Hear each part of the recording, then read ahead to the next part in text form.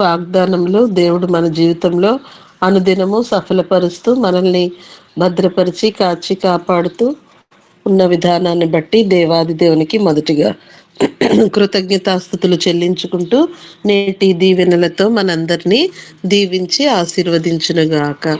Amen amen. రండి, మరి ప్రశస్తమైనటువంటి సమయంలోకి వచ్చి ఉన్నాము. ఈరోజు మనకి వాక్య సందేశాన్ని అందజేయడానికి మన మధ్యలో నాగలింగేష్ పాస్టర్ గారు సిద్ధపడి ఉన్నారు. సమయాన్ని పాస్టర్ గారికి ఇద్దాము. పాస్టర్ గారు, వందనాలండి. 6:10 వరకు మీకు సమయం ఉంటుంది. వాక్య సందేశాన్ని అందజేయవలసిందిగా ఆహ్వానము.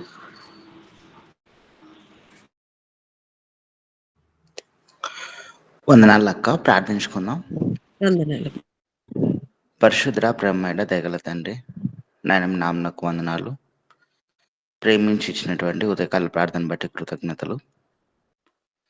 నాయన, మీరు మాట్లాడండి. వినగల చెవులను, గ్రహింపగల హృదయాలను మీరు మాకు ఇవ్వండి. మా అడుగులు మరింతగా మీరు అనుగ్రహించే పరలోక రాజ్యం వైపు స్థిరపరచబడినట్లుగా సహాయం నుంచి తృప్తిపరచండి. మహిమ మీరు పొందుకునండి.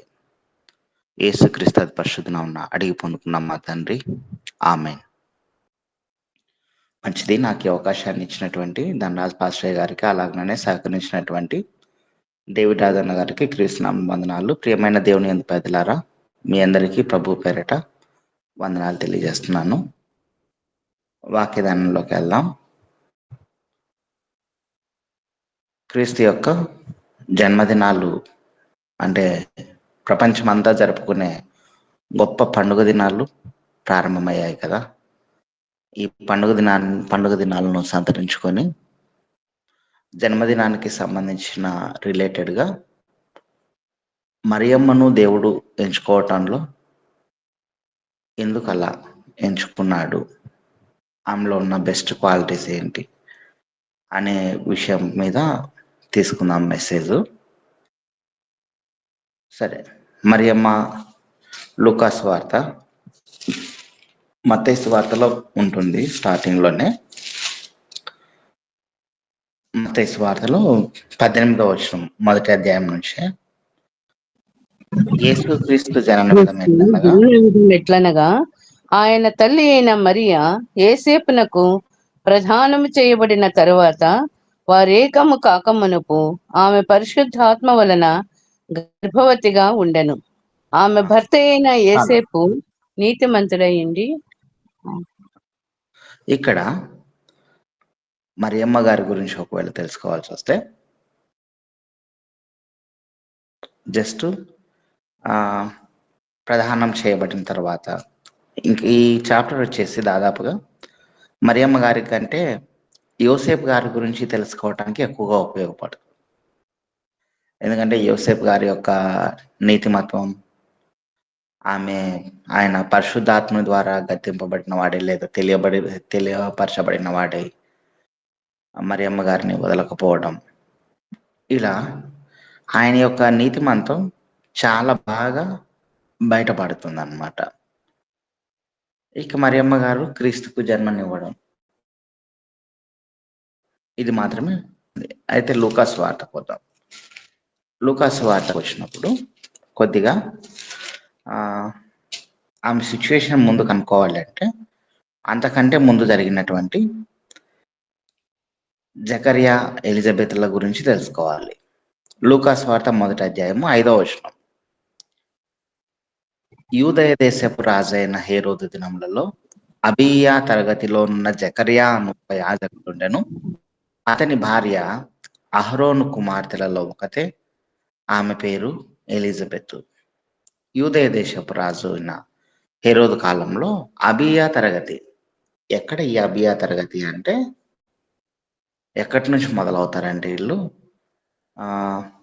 మొదటి దినవృత్తాంతములు 24వ అధ్యాయము మొదటి వచనం ఒకసారి చూస్తే, మొదటి దినవృత్తాంతములు 24వ అధ్యాయము మొదటి వచనం.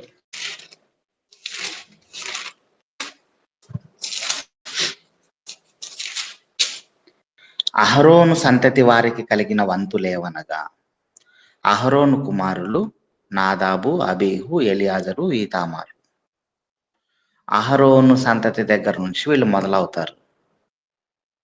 జకర్యా, ఎలిజబెత్ వీళ్ళు 10వ వచనంలో ఉంటుంది కదా. 7వది హక్కోజునకును, 8వది అబీయాకు. ఇప్పుడు మనం పలుకుతున్న మాట అబీయా అంటే అబీయాకు. సాధారణంగా అప్పట్లో ఎలా ఉండేదంటే యాజక ధర్మం నిర్వర్తించాలి అంటే సంవత్సరాన్ని రెండు భాగాలుగా చేసుకొని ఒక్కొక్క యాజకుడు వారం రోజులు, అంటే మొత్తం ఒక్క యాజకుడు ఒక వారం చేసిన తర్వాత మళ్ళీ అతన్ని చేయాలంటే 25వ వారం రావాలి. అలా మొత్తం 48 వారాలు ఈ 24 యాజకులు చేసేవాళ్ళు. మిగిలినవి పండుగలతో సరిపోయేటివి. టోటల్గా ఒక సంవత్సరం అంతా ఇంకా వీళ్ళే ఈ 24 పండుగ దినాల్లో మాత్రం వీళ్ళు అందరూ కలిసి యాజకత్వం జరిగించేవాళ్ళు. అందరూ కలిసి ఒక్కొక్క వారానికి ఒక్కొక్క తరగతి వాళ్ళు. అలా అబీయా తరగతిలోనున్న జకర్యా గారు మనకు వచ్చారు. ఇక్కడ అబీయా తరగతిలో ఉన్నటువంటి వాళ్ళు. 6వ వచనం, లూకాసు వార్త 1వ అధ్యాయం 6వ వచనం. వీరిద్దరూ ప్రభువు యొక్క సకలమైన ఆజ్ఞల చొప్పునను న్యాయ విధుల చొప్పునను నిరపరాధులుగా నడుచుకొనుచు దేవుని దృష్టికి నీతిమంతులైండ్రి. ఎలిజబెత్ గొడ్రాలైనందున వారికి పిల్లలు లేకపోయిరి, మరియు వారిద్దరూ బహుకాలం గడిచిన వృద్ధులైనారు. అయితే వీళ్ళు ఎలా ఉన్నారంటే దేవుని దృష్టికి నీతిమంతులు, నిరపరాధులై న్యాయ విధుల చొప్పున నడుచుకునే వాళ్ళు. దేవుని మందిరంలో దేవుడు ఏమాత్రము అంటే నీతిమంతులను విడిచిపెట్టాడు, నిరపరాధులుగా నడుచుకునే బిడ్డలను విడిచిపెట్టాడు. దాదాపుగా వీటికి ఎలాంటి అనుభవం అంటే, మన కుటుంబాలను తీసుకుంటే మన కుటుంబమో లేదా మన తరమో లేదంటే మన పై తరమో లేదంటే ఆ పై తరమో అలా ఒక 3-4 తరాలు తీసుకుంటే ఇంకా దేవుని నమ్మిన బిడ్డలు ఆ ముందు తరంలో మన కుటుంబీకులు ఉండకపోవచ్చు. మహా అయితే 2-3 తరాలు వెనక్కి వెళ్ళి అక్కడి నుంచి చూస్తే ఒకవేళ దేవుణ్ణి విశ్వసించినటువంటి బిడ్డలు మనకు ఉండొచ్చు.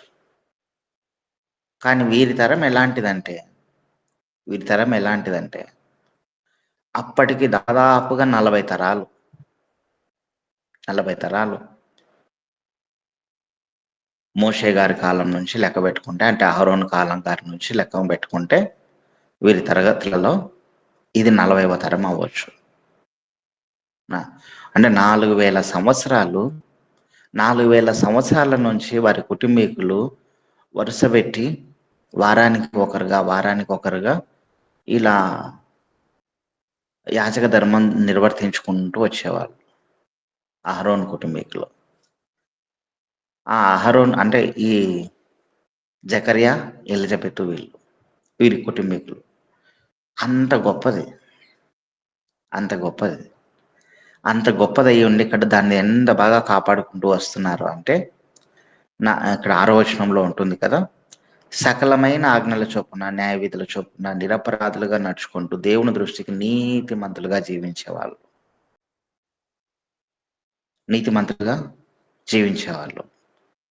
ఇక్కడ వృద్ధులైరి అని 7వ వచనంలో వృద్ధులైరి అనేది బ్రాకెట్లో పెట్టారు కదా, ఆ తర్వాత దాంట్లో రిలేటెడ్గా ఉంటుంది, మళ్ళీ చెప్తాను. ఇక 8వ వచనం వచ్చేసరికి జకర్యా తన తరగతి క్రమం చొప్పున దేవుని ఎదుట యాజక ధర్మం నిర్వర్తించేటప్పుడు 9వ వచనంలో యాజక మర్యాద చొప్పున ప్రభు ఆలయంలోనికి వెళ్ళి ధూపం వేయుటకు అతనికి వంతు వచ్చును. ధూప సమయమందు ప్రజల సమూహమంతయు వెలుపల ప్రార్థన చేయుచుండగా ప్రభువు దూత ధూప వేదిక కుడివైపున నిలిచి అతనికి కనబడగా, యాజక ధర్మం నిర్వర్తించడానికి ఆయన ధూపం వేయటానికి లోపలికి వెళ్ళాడు, అంటే ఆలయంలోనికి. మనం మామూలుగానే ఆవరణము, పరిశుద్ధ స్థలము, అతి పరిశుద్ధ స్థలం అని మన మందిర కట్టడాలు ఉన్నాయి కదా, ఆ కట్టడాల ప్రకారము యాజకుడు మాత్రమే లోపలికి వెళ్ళాలి. వీళ్ళు వెళ్ళడానికి, మిగతా వాళ్ళు వెళ్ళడానికి లేదు. నడుముకు ఒక గంట కట్టి లోపలికి వెళ్ళాలి. ఆ గంట ఆడుతున్నంతసేపు మాత్రమే అతను బ్రతికున్నాడు అని చెప్పేసి, లేదు అంటే లోపల ఇంకేదైనా జరిగిందేమో అని చెప్పేసి ఉద్దేశం. ఎంతమంది గురించి ఆయన ప్రార్థన చేస్తూ ఉండొచ్చు, ఎంతమంది గురించి ఆయన బలులు అర్పిస్తూ ఉండొచ్చు. ఎందుకంటే బయట జన సమూహం అంతా బయట ఉన్నారు. 10వ వచనంలో ఉంటుంది కదా, ధూప సమయమందు ప్రజల సమూహం అందయు వెలుపల ప్రార్థన చేయుచుండగా ఇతనేమో లోపల ఉన్నాడు. అందరి కోసం ప్రార్థిస్తా ఉన్నాడు. ఇప్పుడు దూత కనపడింది ఆయన.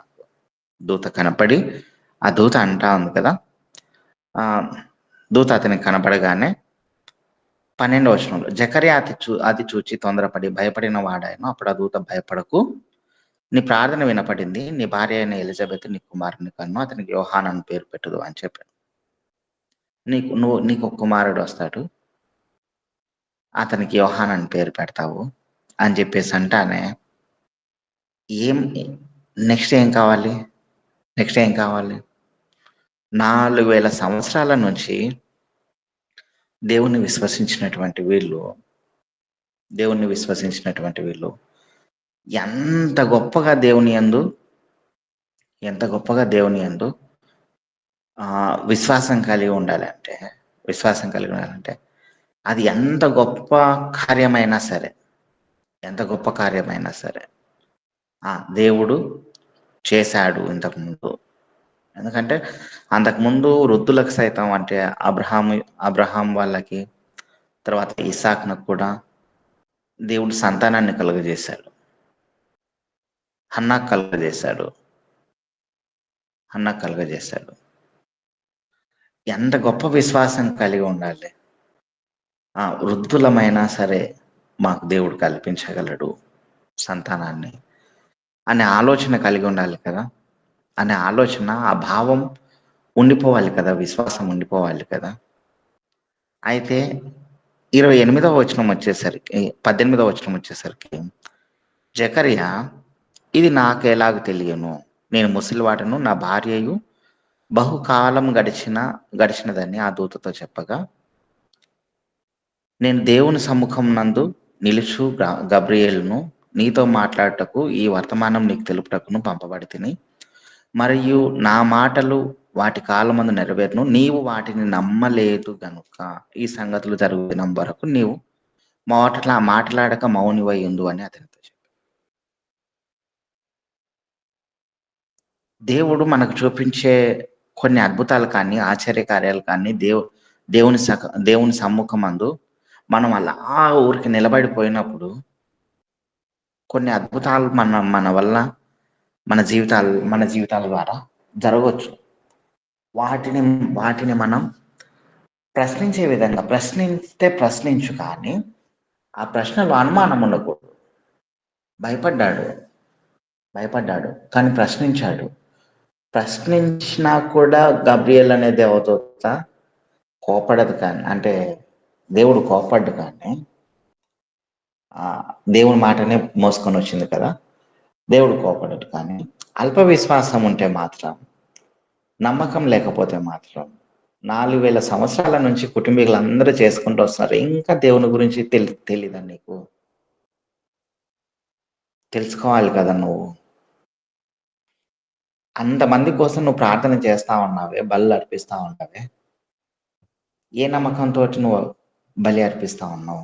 చాలా మంది కాపర్లు కూడా చాలా మంది ఈనాటి రోజులలో కూడా ఎలా ఉందంటే, కొద్దిమంది స్వస్థతల మీద మాత్రమే ఆధారపడితే, ఇంకొద్ది మంది పూర్తిగా స్వస్థతలే లేవు అనే దాని మీద ఆధారపడిపోతారు. అయ్యో, దేవుడు దేన్నైనా చేయగల సమర్థుడు. మనం ఆయన పిల్లలం కాబట్టి ఆయన స్వస్థతను అనుగ్రహించగలడు, కానీ స్వస్థతను మాత్రమే అనుగ్రహించడానికి రాలేదు, స్వస్థతను కూడా అనుగ్రహించగలడు, అనుగ్రహిస్తాడు కూడా, అనుగ్రహించాడు. కానీ అది మాత్రమే చేయడానికి రాలేదు అంతే. ఆయన పరలోక రాజ్యాన్ని ఇవ్వడానికి వచ్చాడు. దాన్ని ముందు పెట్టుకోవాలి, కానీ స్వస్థతను ముందు పెట్టుకొని దేవునికి చెడ్డ పేరు తెచ్చే వాళ్ళు కూడా ఉన్నారు, లేదా స్వస్థతను పూర్తిగా తీసేసిన వాళ్ళు కూడా ఉన్నారు. దేవుడు స్వస్థతను అనుగ్రహించగలడు. ఇంతమంది కోసం నువ్వు ప్రార్థిస్తా ఉన్నావే, నువ్వే నమ్మకపోతే బయట ఉన్న జనాంగం ఎలా నమ్ముతారు? బయట ఉన్న జనాంగం అసలు వారి కోసం ఇంకా నువ్వేమని ప్రార్థిస్తావు నన్ను అని చెప్పేసి దేవుడే అనుకొని ఉంటాడు. అందుకే వెంటనే అన్నాడు కదా, నువ్వు నమ్మలేదు కాబట్టి 20వ వచనంలో, నీవు వాటిని నమ్మలేదు గనుక ఈ సంగతులు జరుగు దినము వరకు నీవు మాట్లాడక మౌనివై ఉండు అని అతనితో చెప్పాను. మౌనివై ఉంటావు అని చెప్పేసి అంటాను. ఇంకా బయట జనాలు ఈయన బయటకు వచ్చిన తర్వాత ఈయన చూస్తానే ఈయనకు అర్థమైపోయింది, అంటే జనాలకు కూడా అర్థమైపోయింది ఇతనికి లోపల దేవుని దర్శనం జరిగింది అని చెప్పేసి. ఇది ఒకటి.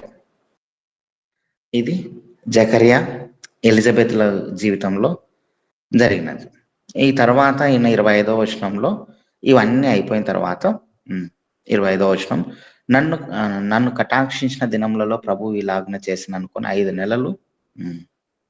24వ వచనం, ఆ దినములైన పిమ్మట అతని భార్య ఎలిజబెత్ గర్భవతి అయి మనుషులలో నాకుండిన అవమానము తీసివేయుటకు నన్ను కటాక్షించిన ఆ దినములలో ప్రభువు ఇలాగున చేసిన అనుకొని 5 నెలలు ఇతరుల కంటపడకుండా. అక్కడ వృద్ధుల ఏరియా అని ఉంది కదా, వృద్ధుల ఏరియా అని 7వ వచనంలో. ఎందుకు అంటే ఈ లోకంలో కన్యక గర్భవతి అయినా సరే, మరియు వృద్ధురాలు గర్భవతి అయినా సరే, ఇద్దరి సిచ్యుయేషన్ సేమ్ ఉంటుంది. ఇద్దరి సిచ్యుయేషను సేమ్ ఉంటుంది. ఎందుకంటే బహుకాలం గడిచిన వృద్ధురాలు ఆమె, బహుకాలం గడిచినటువంటి వృద్ధురాలు ఎలిజబెత్ గారు. మరియమ్మ గారేమో కన్యక గారు. ఒక ఆమెమో వృద్ధురాలు, బహువృద్ధురాలు. ఎందుకంటే ఇద్దరు సమాజానికి ముఖం చూపించుకోలేరు. ఎందుకంటే వారి మీద వచ్చే నిందలు మామూలుగా ఉండవు, చాలా గొప్ప. అంటే ఇంకా వాటికి పరిమితులు ఉండవు. ఆ నిందలకు అంత ఎక్కువగా వాళ్ళని నిందిస్తారు. అందుకనే ఎలిజబెత్ గారు 25వ వచనం చూడండి. 25వ వచనం, 5 నెలలు ఇతరుల కంట పడకుండెను. 5 నెలలు కనీసం ఇతరుల కంట పడలేదు. ఇంకా వాళ్ళు ఇతరుల కంట మొదటి నెల అనుకోండి, అంటే ఆమె గర్భం ధరించినప్పటి నుంచి 5 నెలల వరకు కనీసం ఇతరుల కంట పడలేదు. ఇంకా పడలేదు, వద్దని చెప్పి వదిలేసేసి. ఎందుకంటే జనాల కంట్లో పడినాను, ఇప్పుడు నేను కడుపుతో ఉన్నానని తెలిసింది అనుకో, ఇక ఆ నిందలు భరించలేను నేను ఈ వృద్ధాప్యంలో అనుకున్నది. సమాజం అట్లా ఉంటుంది. దేవుడు చేసే అద్భుతాన్ని కూడా లెక్క చేయలేదు, అంటే గుర్తించలేదు. ఇప్పుడు 26వ వచనం వచ్చేసరికి, 6వ నెలలో గబ్రియేల్ అను దేవదూత గలిలయలోని నజరేత్ అను ఊరిలో దావీదు వంశస్థుడైన యోసేపు అను ఒక పురుషునికి ప్రదానం చేయబడిన కన్యక యొద్దకు దేవుని చేత పంపబడెను. ఆ కన్యక పేరు మరియా. ఆ దూత లోపలికి వచ్చి ఆమెను చూచి, దయాప్రాప్తురాలా, నీకు శుభము, ప్రభువు నీకు తోడై ఉన్నాడని చెప్పాడు. ఆ మాటకు ఆమె కూడా బహుగా తొందరపడి, ఈ శుభవచనం ఏమిటి? ఇక్కడ జకర్యా గారు కూడా తొందరపడి భయపడి వెంటనే మాట్లాడారు. మరియ గారు కూడా తొందరపడ్డారు, భయపడ్డారు, వెంటనే మాట్లాడారు దేవుని దూతతో. నాకెందుకు జరుగుతుంది, నేను పురుషుని ఎరగందానను అని చెప్పేసి ఈమె అన్నది. ఇది నాకెలాగ తెలుగు, నాకు సూచక్రియ చూపించు. మరియ గారి గొప్పతనం ఏంటో తెలుసా? మరియ గారి గొప్పతనం, ఇంతవరకు బైబిల్లో నాకు ఒక సూచక క్రియ చూపించు, నేను నమ్ముతాను అని చెప్పి అడగనటువంటి ఒకే ఒక్క స్త్రీలలో అసలు నాకు ఒక సూచక్రియ చూపిస్తే మాత్రమే నేను నమ్ముతాను, లేకపోతే నమ్మను. అక్కడికి జకర్య గారు అడిగారు. ఇక్కడ జకర్య గారు అడిగారు, ఏమని? నాకు ఎలాగ తెలియను, నేను ఎలా గుర్తుపట్టాలి? ఎన్ని సంవత్సరాల అనుభవం తెలుసా? 4000 సంవత్సరాల నుంచి వారి కుటుంబము తరతరాలు చేసుకుని 40 తరాలు చేసుకుంటూ వస్తున్నారు దేవుని సేవను. అలాంటి కుటుంబీకులే సూచన అడుగుతా ఉన్నారు.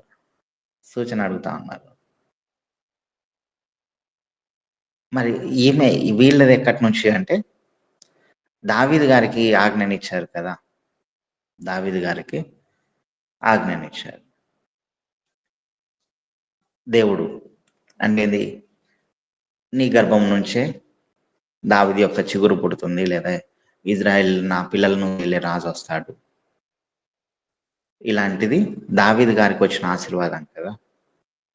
అక్కడి నుంచి స్టార్ట్ అయింది అనుకో. వారికంటే వీరికి కనీసం 1000 కంటే తక్కువ సంవత్సరాలే అనుభవం ఉంటుంది. అంటే వాళ్ళది 4000 అయితే వీళ్ళది 2500 సంవత్సరాలు అనుకోవచ్చు.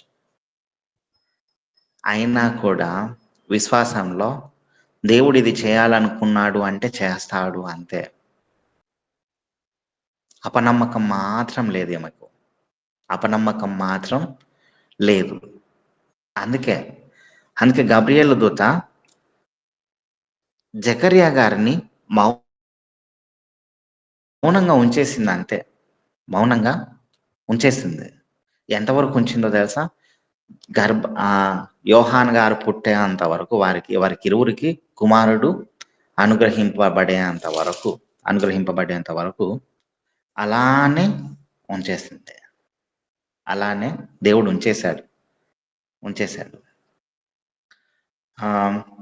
ఎన్నో వచనం అంటే 2వ అధ్యాయం, మొదటి అధ్యాయమే 63వ వచనంలో, అతడు వ్రాతపలక తెమ్మని వాని పేరు యోహానను రాసెను. అందుకు వారందరూ ఆశ్చర్యపడి, వెంటనే అతనితో నోరు తెరవబడి నాలుక సడలి అతడు దేవుని స్తుతించుచు మాట్లాడసాగాను. ఇక్కడి వరకు గర్భం ఎప్పుడైతే ధరించిందో, మొదటి నెల 9 నెలలు నిండేంత వరకు, ఆ అబ్బాయికి పేరు పెట్టేంత వరకు, అంతవరకు మాట్లాడలేకపోయాడు. కానీ మరియమ్మ గారు మాత్రం ఎంత చక్కగా, కనీసం ఒక్క సూచన కూడా ఆమె అడగలేదంతే. గిద్యోను గారు సూచన అడిగారు, నువ్వే అయితే నాకు సూచన చూపించు అని. మహామహులే సూచనలు అడిగారు దేవుణ్ణి. మహామహులే గొప్ప మాకు సూచనలు చూపించు, అప్పుడైతే మేము నమ్ముతాం, లేకపోతే నమ్మం అని చెప్పేసి. ఎందుకంటే వచ్చింది నువ్వో కాదు, మాకెలా తెలుస్తుంది అని చెప్పేసి ఆఖరికి ప్రాణం వయసు పెరుగుతుంది కదా, ఆయుష్ పెంచుతాడు కదా హిజ్కియా గారికి. ఆయుష్ పెరిగినప్పుడు కూడా అక్కడ నేను ఎలా గుర్తించాలి అని అంటే, మెట్ల మీద అటు ఇటు గడియారపు నీడ జరుగుతుంది. ఇంతటి విశ్వాస పితరులు ఉన్నారు. అయినా కూడా మరియమ్మ గారు ఏ మాత్రం కూడా ఆమె అడగలేదు, సూచక్రియ అడగలేదు. ఇది ఒకటి. ఇట్లా దేవుడు వరుస పెట్టి చెప్పుకుంటూ వస్తున్నాడు. యేసుక్రీస్తు ప్రభుల వారు నీ కడుపున పుడతాడమ్మా. 35వ వచనం చూడండి. దూత పరిశుద్ధాత్మ నీ మీదకి వచ్చును, సర్వోన్నతుని శక్తి నిన్ను కమ్ముకొనును గనుక పుట్టబోవు శిశువు పరిశుద్ధుడై దేవుని కుమారుడు అనబడును. ఇక్కడికి అయిపోయింది. దూత ఏం చెప్పాలనుకున్నదో చెప్పేశాడు. 36వ వచనం చూడండి. 36వ వచనం. మరియు నీ బంధువురాలు ఎలిజబెత్ కూడా తన వృద్ధాప్యమందు ఒక కుమారుని గర్భం ధరించి ఉన్నది. గొడ్రాలనబడిన ఆమెకు ఇది 6వ మాసము. ఆమేన్. అసలు మరియ గారి దగ్గరకు పరిశుద్ధాత్మ వలన మీరు గర్భవతి అవుతారమ్మా అని చెప్పేసి చెప్పడానికి వచ్చినటువంటి దూతకు ఎలిజబెత్ గారి గురించి చెప్పాల్సినంత అవసరం ఏముంది? ఎలిజబెత్ గారి గురించి చెప్పాల్సినంత అవసరం, అమ్మ మీకు పరిశుద్ధాత్మ వల్ల మీ కుమారుడు అనుగ్రహింపబడుతున్నాడు. మీ కుమారుడు ఇదిగో ఇజ్రాయేల్ అందరికీ రక్షకుడుగా ఉంటాడు, అభిషిక్తుడుగా పిలువబడతాడు, ఆయన అందరి పాపాలను మోస్తాడు, ఆయన పరలోక రాజ్యాన్ని అనుగ్రహించగల దేవుని కుమారుడు, ఇకెవరు లేరు. ఇది చాలు కదా, ఎందుకు ఎక్స్ట్రా చెప్తా ఉన్నాడు? ఎందుకంటే ఆ పైన ఉన్న వాళ్ళ పరిస్థితి, అమ్మ నీ పరిస్థితి కంటే ఏ మాత్రం తీసుకోనటువంటి పరిస్థితి అమ్మ వాళ్ళది.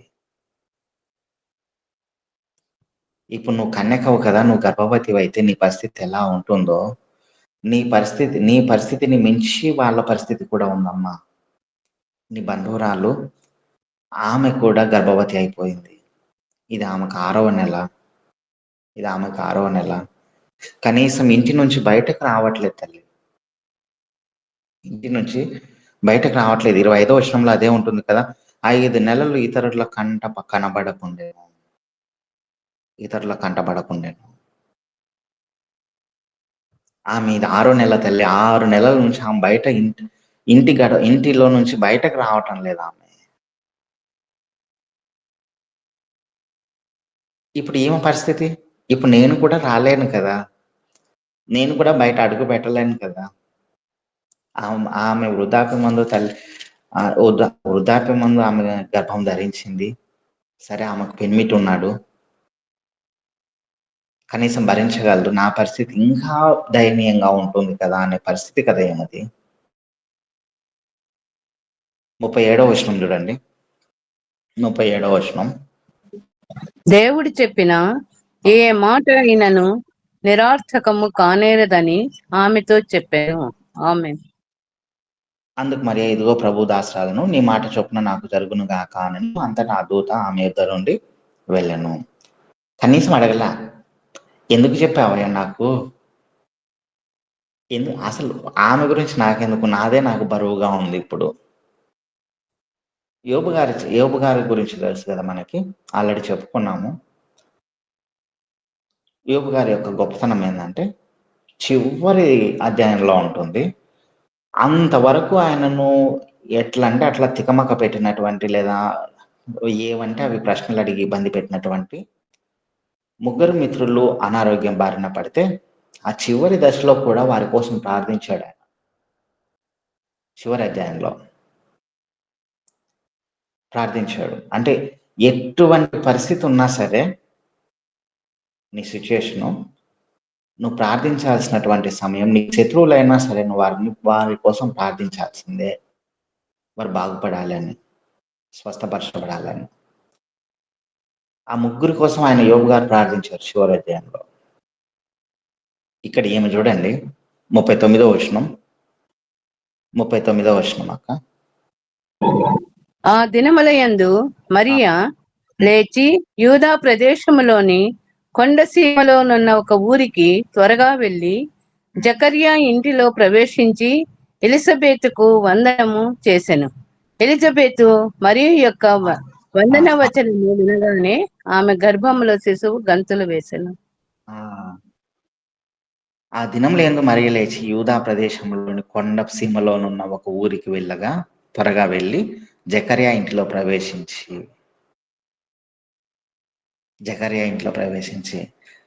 ఎంత బాధల్లో ఉన్నా సరే మరియమ్మ గారి గొప్పతనం చూసారా? కనీసం ఇంట్లో నుంచి అడుగు పెట్టడానికి కూడా భయపడేటువంటి సమయమే. అవమానాలు, నిందలు ఎన్నో ఎన్నో వచ్చి మీద పడతాయి. ఎందుకంటే ప్రధానం మాత్రమే చేయబడింది. ఇంకా వివాహం జరగలేదు. పరిశుద్ధాత్మ ద్వారా గర్భం ధరించింది. బయటకి ముఖం చూపించాలన్నా కూడా చాలా కష్టమైనటువంటి పని. అయినా కూడా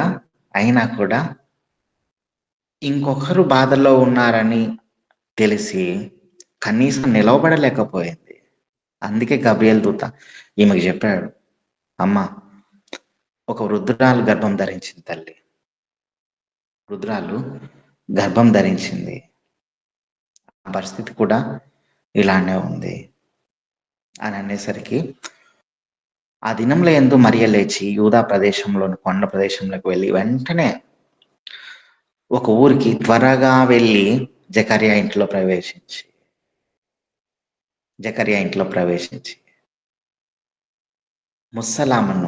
ముసలాం దగ్గరికి వెళ్ళి, అమ్మ, నీకు మళ్ళీ నేను కూడా గర్భవతినయ్యాను.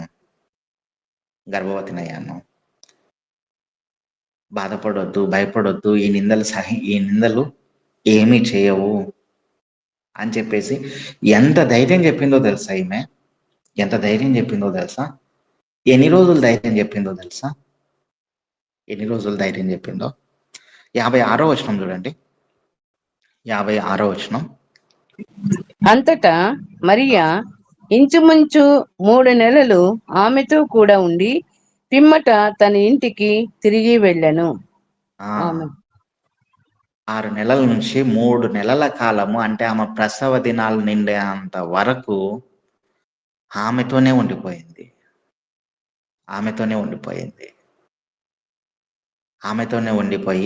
వృద్ధురాలు కదా, ఎవరిని సహాయం అడగలేనటువంటి పరిస్థితులలో ఉంది కదా. ఎందుకంటే ఆమె పరిస్థితి చూస్తే అలానే ఉంది. ఎవరిని సహాయం అడగలేక, కనీసం ముఖం చూపించుకోలేక ఇంట్లో ఉంది కదా. అటువంటి ఆమెకు ఖచ్చితంగా ఈ ప్రసవ దిన సమయాలలో సహాయం చేయాలి.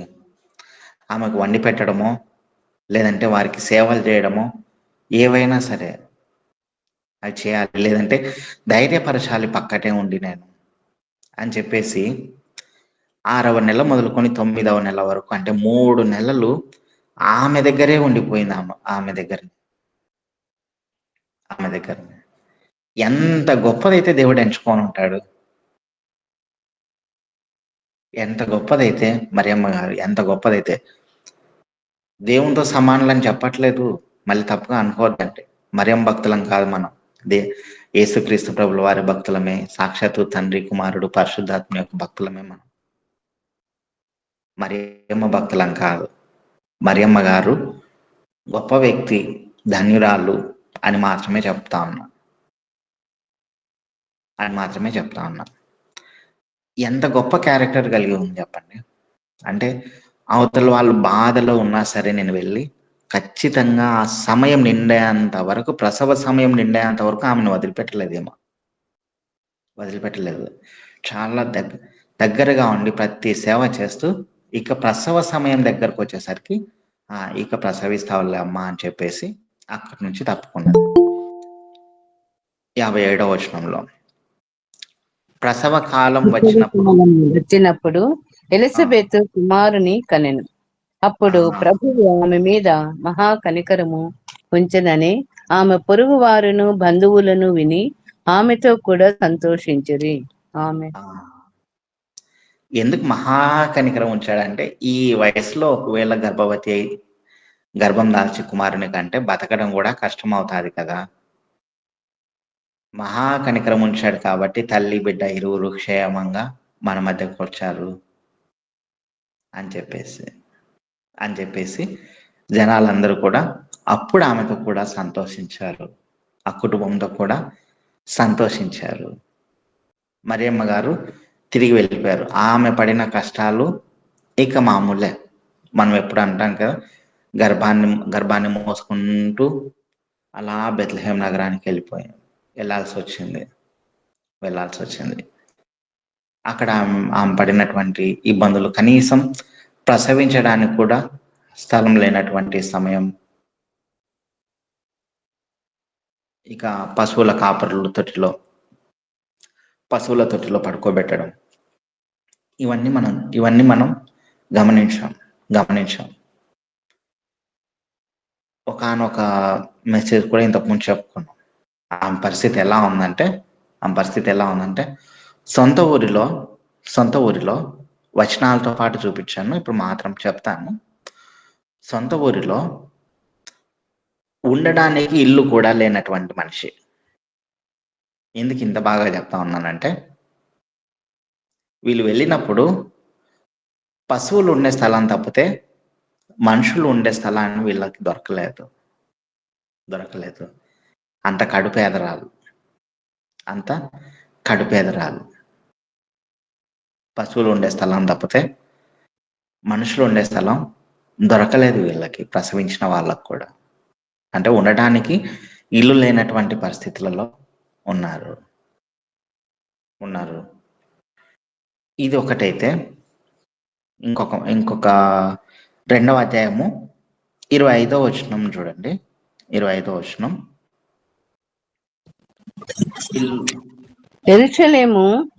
యెరూషలేమునందు సిమియోనను ఒక మనుష్యుడుండెను. అతడు నీతిమంతుడును భక్తిపరుడయుండి ఇశ్రాయేలు యొక్క ఆదరణ కొరకు కనిపెట్టువాడు.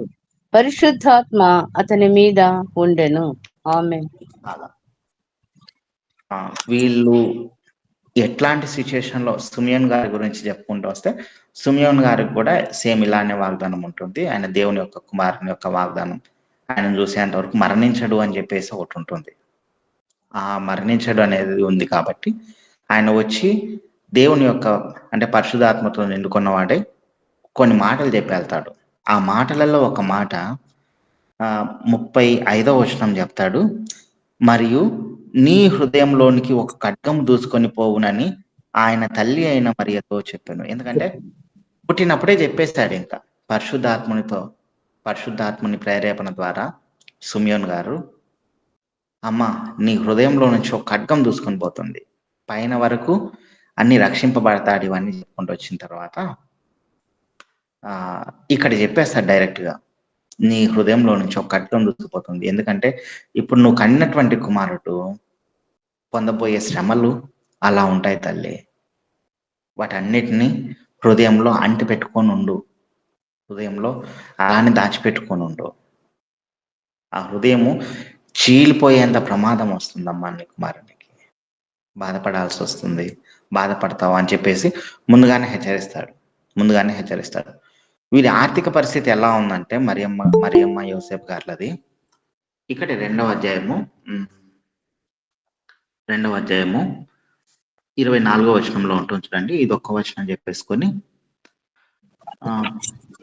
ప్రతి తొలిచూలు మగపిల్ల ప్రభువుకు ప్రతిష్ఠ చేయబడవలెను అని ప్రభువు ధర్మశాస్త్రమందు రాయబడినట్టు ఆయనను ప్రభువుకు ప్రతిష్ఠించుటకును ప్రభువు ధర్మశాస్త్రమందు చెప్పబడినట్టు గువ్వల జతనైనను 2 పావుర పిల్లలనైనను బలిగా నర్పించుటకు వారు ఆయనను యెరూషలేమునకు తీసుకొని పోయేది. లేవియకాండం 12:8వ వచనం ఒకసారి చూడండి. లేవియకాండం 12వ అధ్యాయం 8వ వచనం.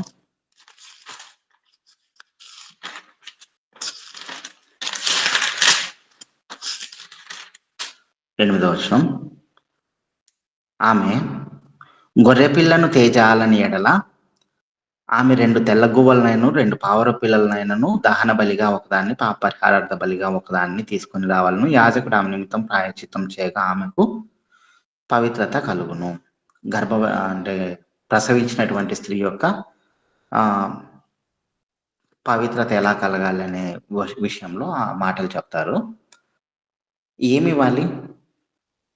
పోటేలునో లేదంటే షీప్ని ఇవ్వాలి. కానీ 2 తెల్ల గువ్వల్ని ఎవరివ్వాలంటే కనీసం అవి కొనలేనటువంటి పరిస్థితులలో ఉన్నవారు, అంత కడు పేదరికంలో ఉండి కూడా దేవుని యందు విశ్వాసం ఏ మాత్రం విడవకుండా నిలిచినటువంటి స్త్రీ మరియ గారు. అందుకే ఆమె గర్భాన్ని, కన్యక అయినటువంటి ఆమె గర్భాన్ని ప్రార్థించినా కూడా విశ్వాసంతో ప్రార్థించేది కాబట్టే ఆమె గర్భాన్ని జకర్యా లాంటి వాళ్ళు ఉన్న కాలంలో కూడా విశ్వాసంతో ప్రార్థించింది కాబట్టే ఆమెను దేవుడు ఎన్నుకున్నాడు. ఆమె నుండి ప్రభు మనకి ఈ లోకానికి వచ్చాడు. ఎన్నో శ్రమలు ఎదురుగా ఉండి చూడవలసినప్పుడు కూడా దేవుని యందు విశ్వాసాన్ని ఏమాత్రం కోల్పోలే. ఒకే ఒక్క వచనం చెప్పేస్తాను. అపోస్తల కార్యములు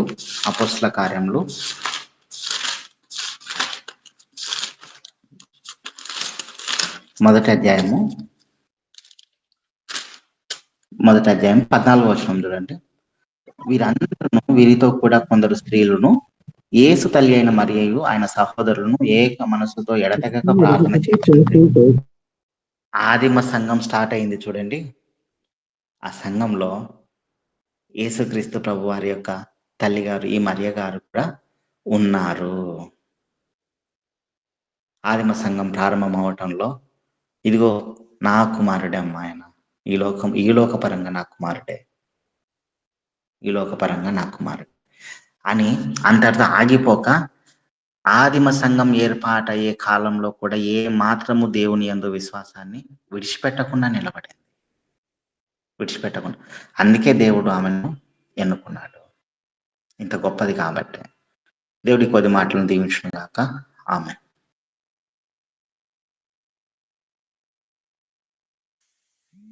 ఆమేన్. రాజుల నేలేరా రాజు వెలసెను పశువుల పాకలో, పాపుల పాలిటి రక్షకుడు నవ్వెను తల్లి కౌగిలిలో. భయము లేదు మనకిలలో, జయము జయము జయమహో, ఇది శుభోదయం, క్రీస్తు జన్మదినం, ఇది లోక కళ్యాణం, మేరీ పుణ్యదినం, మేరీ పుణ్యదినం. రాజులకు రాజుగా పుట్టినవాడు ఎక్కడనున్నాడు? తూర్పు దేశపు జ్ఞానుల ప్రశ్న. లోకాల నేలే రారాజు. మరియమ్మ స్థితి 2 పావురపు పిల్లలను తేగలిగింది. గొర్రె పిల్లను కూడా సమర్పించుకోలేకపోయింది. కడు పేదరాలు మరియమ్మ గారు అని పాస్టర్ నాగలింగేష్ గారి సంబోధన. అవును, మరియమ్మ గారు దయాప్రాప్తురాలే. దేవుని వలన దయ పొందిన కన్యకయే. ఇటీవల వివాదాస్పదమైన వ్యాఖ్యలు చేస్తున్నారు. మరియమ్మను గురించి చాలా చులకనగా తక్కువగా మాట్లాడుతున్నారు.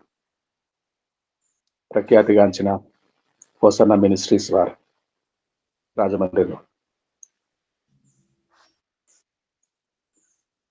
కేథలిక్ ఫాదరే, పోపు గారే క్లారిఫికేషన్ ఇవ్వాల్సి వచ్చింది. మరియమ్మ గారి గురించి చులకనగా మాట్లాడకండి, మరియమ్మ గారి గురించి అవగాహన లేకుండా మాట్లాడకండి, మరియమ్మ గారి గురించి మాట్లాడుతా మానేయండి, ఇష్టం లేకపోతే మానేయండి, ఆ ప్రస్తావనే తీసుకురావద్దు అని ఖండితంగానే కఠినంగానే హెచ్చరించారు. మరియమ్మ గారు దయ పొందిన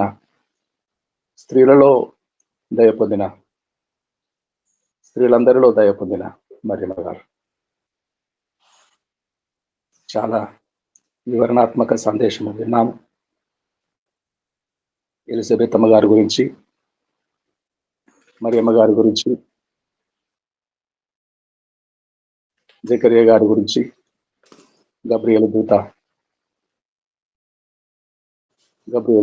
అలనాడు దానియేలు గారితో మాట్లాడిన గబ్రియేలు దూత ఈనాడు యేసు ప్రభుల వారి జననములో మరలా సంవత్సరాల తర్వాత బెత్లెహేములో నజరేతులో మరియమ్మ గారిని దర్శించుట దేవునికి స్తోత్రం కలుగునుగాక. చాలా చక్కని సందేశము మన మధ్యలోకి తీసుకొని వచ్చిన పాస్టర్ నాగలింగేష్ గారికి హృదయపూర్వకమైన ధన్యవాదాలు తెలియజేస్తున్నాను. గాడ్ బ్లెస్ యు పాస్టర్ గారు.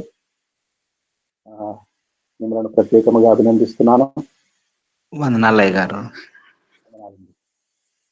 ఒక మాట జాన్సన్ గారు ప్రార్థన చేస్తారు. తెలుగు సభ ఇంతటితో ముగించబడుతుంది. జాన్సన్ గారు. నీకే స్తుతులైనా, నీకే స్తోత్రం ప్రభు అని కొందనలయ్యా. గొప్ప దేవుడా, మహాదేవుడా, మహాగుణుడా అయ్యా, నువ్వు నేనా ఇదిగోనైనా ప్రభునైనా నీ రాకడ కొరకేనైనా ఎన్నుకోబడిన నీ సాధనాలు ప్రభునైనా నా యేసయ్యా. ఎలిజబెత్ గురించినైనా అలాగే మరియా గురించినైనా ప్రభు నీ బిడ్డలు నైనా నీ దాసులు వారి జీవితాల్లో చేసిన గొప్ప మేలు ప్రభునైనా ఆ మేలుకు నైనా వారి తలంచి నాయనా నీ ప్రణాళిక వైపు చూసిన విశ్వాసము నాయనా అందును బట్టి నేను నీకే మహిమ కలుగును గాక. ఇగోనైనా ప్రభునైనా ఇన్ని నిందలు వచ్చినా, ఇన్ని అవమానం వచ్చినా నన్ను ఈ మీట్లో ఉన్న మా యొక్క ఆత్మీయుల మీ అందరం కూడా ప్రభునైనా కేవలం నైనా నీ వైపు మాత్రమే మేము చూడటానికి, నీ ఉద్దేశాలు నీ ప్రణాళికల వైపు మాత్రమే మేము నాయనా నడవటానికి సహాయం దయచేయండి. లోకం వైపు చూడకుండా నాయన లోక పరిస్థితుల వైపు స్థితిగతుల వైపు మేము చూడకుండా నీ ఉద్దేశాల గురించి మాత్రమే మేము ఎదురు చూడటానికి అటువంటి గొప్ప ఆత్మీయ జీవితాలు అంచెలంచెలుగా దయచేయమని వాక్యం వివరించిన నీ దాసులను దీవించమని, వీటిని నడిపిస్తున్న దాసులను దీవించమని, వీటిలో ఉన్న ప్రతి ఒక్కరిని దీవించమని నీకే మహిమాదన స్థుతులు స్తోత్రం తెలుపుకుంటూనైనా యేసు పరిశుద్ధ నామములో స్తుతించి అడిగి వేడుకుంటున్నాను తండ్రి. ఆమేన్, ఆమేన్. ఇప్పుడు ప్రభు నేర్పించిన ప్రార్థన, ప్రభు వలన పొందిన ప్రార్థన చెప్పుకుందామండి. పరలోకమందున్న మా తండ్రి, నామ పరిశుద్ధపరచబడును గాక.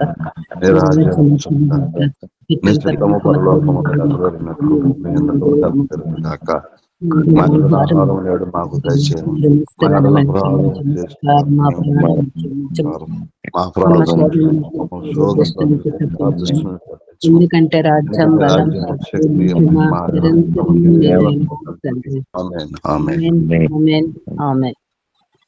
ఆమేన్.